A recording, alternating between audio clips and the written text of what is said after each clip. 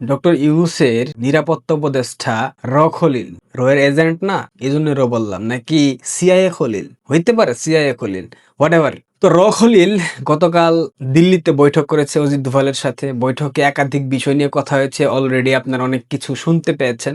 তবে সেই বৈঠকে সব থেকে আলোচনার কেন্দ্রবিন্দুতে যে বিষয়টা ছিল, তোমরা উগ্রপন্থাকে বিয়ে করবা, চরমপন্থার সাথে বাসর করবা, তোমরা মৌলবাদকে আশ্রয় প্রশ্রয় দিবা, তোমরা মৌলবাদী জঙ্গি তৎপর জিহাদি গোষ্ঠীগুলাকে পৃষ্ঠপোষকতা করবা, আর তোমরা বলবা ভারত কেন বন্ধুত্বপূর্ণ সম্পর্কের দিকে আগায় না, তোমরা বলবা ভারত কেন আমাদেরকে বন্ধু ভাবে না, তোমরা বলবা ভারত কেন প্রতিবেশী রাষ্ট্রের অভ্যন্তরীণ বিষয় নিয়ে হাত লাগাইতে চায়। এগুলা কি হয়? শুনেছি খলিলকে কানে কপালে দুঘা মেরে দিয়েছে, মজা করতেছিল, মারে নাই। এটা কি হয়? নিরাপত্তা উপদেষ্টা, বাংলাদেশের ইতিহাসের প্রথম নিরাপত্তা উপদেষ্টা, যে ব্যক্তি কতটা পাওয়ারফুল, যার জন্য এই পদবিটা আবিষ্কার করতে হয়েছে বাংলাদেশে।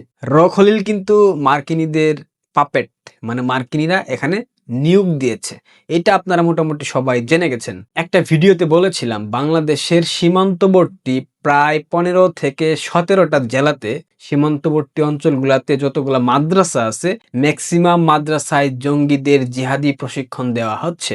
এই প্রত্যেকটা প্রশিক্ষণের পেছনে পাকিস্তান ফেরত প্রশিক্ষিত জঙ্গিরা রয়েছে। সবকিছু তত্ত্বাবধানে আছে লস্করি তৈয়বা এবং জৈশে মোহাম্মদের প্রশিক্ষিত প্রথম সারির জঙ্গি নেতারা। এখানে বাংলাদেশের ইসলামিক জঙ্গিবাদী দলগুলো আছে, যারা ধর্মকে পুঁজি করে ব্যবসার মাধ্যম হিসেবে এদেশে মৌলবাদ, উগ্রবাদ, চরমপন্থাকে সর্বোচ্চ পর্যায়ে নিয়ে যেতে চায়, যারা বাংলাদেশকে খেলাফতি রাষ্ট্র কায়েম করতে চায়, যারা বাংলাদেশে ইসলামী শরিয়া আইন প্রতিষ্ঠা করতে চায়, সেই তথাকথিত গোষ্ঠী এই পুরো পরিকল্পনার সাথে সম্পৃক্ত আছে। এবং দিল্লিতে দুটো উপদেষ্টার নামেও অভিযোগ চলে গেছে। সেই দুটো উপদেষ্টা কারা সেটা এখন পর্যন্ত নিশ্চিত হওয়া যায়নি, নিশ্চিত হয়ে গেলে সেটা অবশ্যই আপনারা জানতে পারবেন, আমি নিজেও বলবো। তবে এখানে আসিফ মাহমুদ সজীব ভুইয়া এবং মাহফুজ আলমের নামের ব্যাপারটা সন্দেহের তালিকায় আছে, তবে নিশ্চিতভাবে আমি বলতে পারছি না। গত 15 মাসে পাকিস্তান থেকে যতগুলা জঙ্গি বাংলাদেশে এসেছে, বাংলাদেশে এসে বিভিন্ন সীমান্তবর্তী অঞ্চলে বৈঠক করেছে, ভিডিও কনফারেন্সে কথা বলেছে, এবং কিভাবে জিহাদি জোশ নিয়ে ভারতে আক্রমণ করা যায়, কিভাবে জিহাদি জোশ নিয়ে নারায়ে তাকবীর আল্লাহু আকবার স্লোগান দিয়ে দিল্লির মসনদ দখল করে নরেন্দ্র মোদীকে ফেলে দিয়ে ডক্টর ইউনূসকে অথবা শাহবাজ শরীফকে দিল্লির মসনদে বসিয়ে দিল্লি পরিচালনা করতে পারে, সেই জোশ নিয়ে আগাচ্ছে তারা। গতকাল ভিডিওতে বলেছিলাম দুইটা বিষয়ে কথা হবে, বিশেষ করে যে বিষয়টা গুরুত্ব পাবে, ভারতের আঞ্চলিক স্থিতিশীলতা, ভূখণ্ডের নিরাপত্তা। ভারতের 7 সিস্টার্স একটা স্পর্শকাতর জায়গা, এইখানকার চিকেন নেক এই অঞ্চলটা, এটা নিয়ে ভারত মূলত চিন্তার মধ্যে আছে, এবং এই অঞ্চলে যাতে অস্থিতিশীল না পরিস্থিতি হয় সেই ক্ষেত্রে তারা সর্বোচ্চ জোর দেবে, এবং সেই বিষয়টাই খলিলকে বলা হবে, এবং সেটাই হয়েছে। আরেকটা বিষয় গুরুত্ব পেয়েছে, শেখ হাসিনার ফাঁসির রায়টাও আলোচনার মধ্যে ছিল, তবে এখানে সব থেকে গুরুত্ব পেয়েছে ইনক্লুসিভ ইলেকশন। কারণ বাংলাদেশের সামগ্রিক প্রেক্ষাপট পরিস্থিতি যদি স্থিতিশীল করতে হয়, সেই ক্ষেত্রে বাংলাদেশে একটা ইনক্লুসিভ ইলেকশন হইতে হবে, এবং অবশ্যই সেখানে বাংলাদেশ আওয়ামী লীগকেও রাখতে হবে। এখন যেই তত্ত্ব আমরা শুনতে পাচ্ছি, আওয়ামী লীগ পুনর্গঠন হবে, রিফর্ম আওয়ামী লীগ হবে, এবং সেখানে শেখ হাসিনা থাকতে পারবে না। আওয়ামী লীগ কি তোমার বাপের ঘরের সম্পত্তি?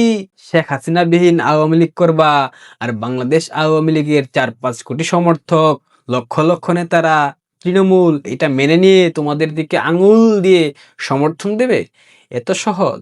এত সহজ না মুরব্বী, মুরব্বী।